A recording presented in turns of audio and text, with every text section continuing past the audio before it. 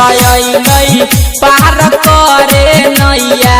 छठी मैया अइलै ना तयलै पार करे नैया छठी मैया अइलै ना छठी मैया अइलै ना हो भैया छठी मैया अइलै ना हो बनतै सबके इहे खेबैया छठी मैया अइलै ना तयलै पार करे नैया छठी मैया अइलै ना। DJ Sumit Satish DJ Sumit Satish DJ Sumit Satish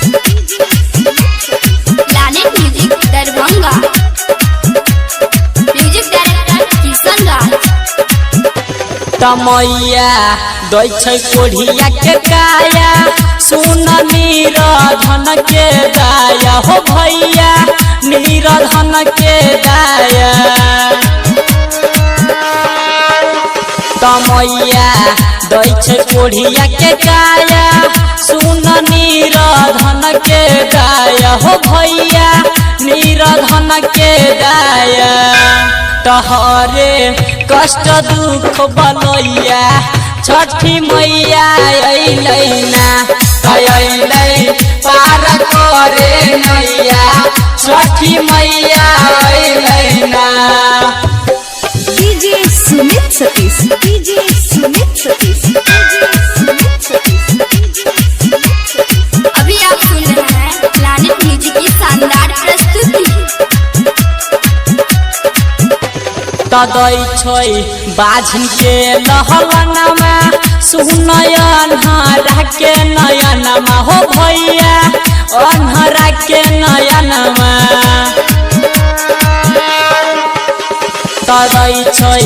बाझन के लहलनमा सुनय अन्हरा के नयनमा हो भैया अन्हरा के नयनमा तो चल पूजे सब मिल भैया छठी मैया अइलै ना तयलै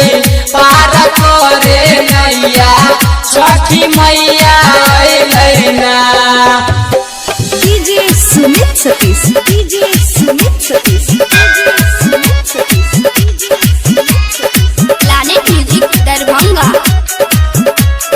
music director Kishan Raj writer कहै सोना कुमारी मैया लागै बर न्यारी हो भैया लागै बर न्यारी त कहै चंदू किशन बिहारी मैया लागै बर न्यारी हो भैया लागै बर न्यारी रमन जी यादव बनल गबैया छठी मैया अइलै ना तयलै पार करे नैया छठी मैया अइलै ना।